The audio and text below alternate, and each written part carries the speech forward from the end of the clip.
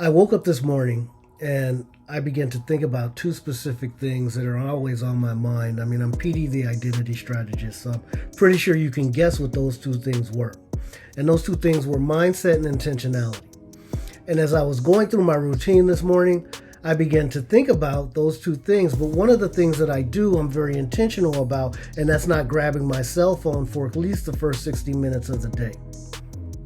And so as I began to think about it and think about why I don't grab my cell phone, I began to also think about why we have to be so intentional in order to have such a healthy mindset.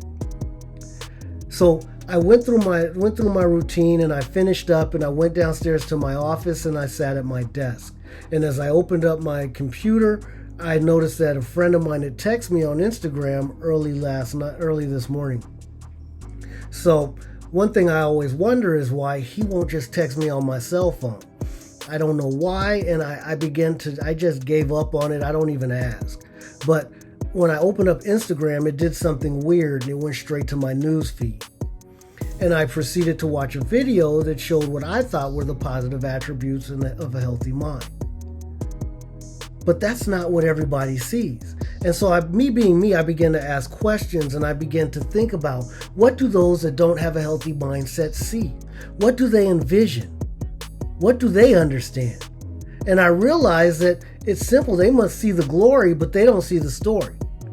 They see the glamour, but they don't see the sweat equity. They see the sexy and they begin to compare themselves and not even imagine what it took to even get to that place. And when you do that, those things create a deadly mindset. They create a deadly place to be in life. And so I'm here to tell you that by comparing yourself, it's detrimental. I mean, even looking into Galatians 6, it tells us and warns us not to compare ourselves to others.